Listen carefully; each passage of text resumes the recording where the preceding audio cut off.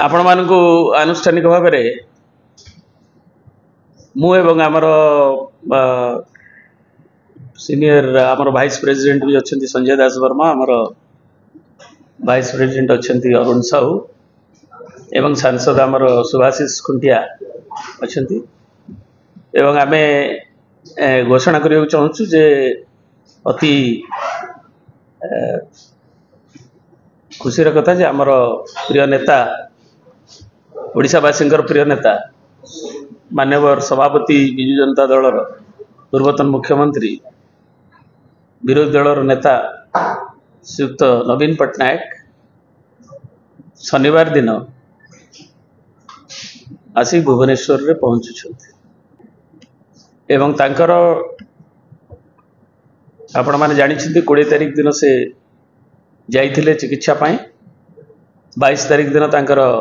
सेठी चिकित्सा जो प्रोसेस ताकू करा जाइथला एवं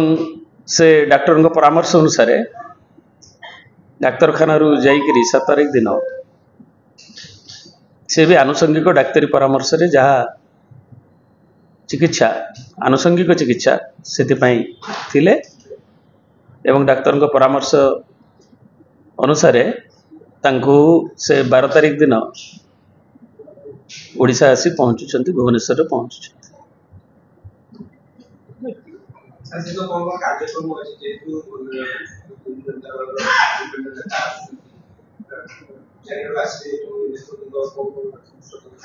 लोकों भीतर स्वतःस्फूर्त आग्रह रही जमती गला बेलू आप देखते कई क्या कही नथिले किंतु केवल जानिले भी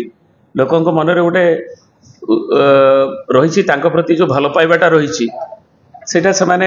आपण माने जानी जीवा दिन आमे समस्ते तो थिले जहाँ आपण माने भी थिले आपण जानी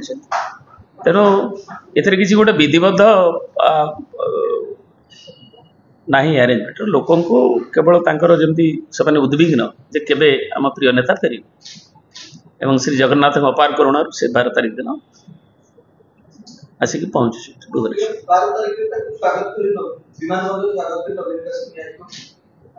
से तो नवीन निवास निश्चय जी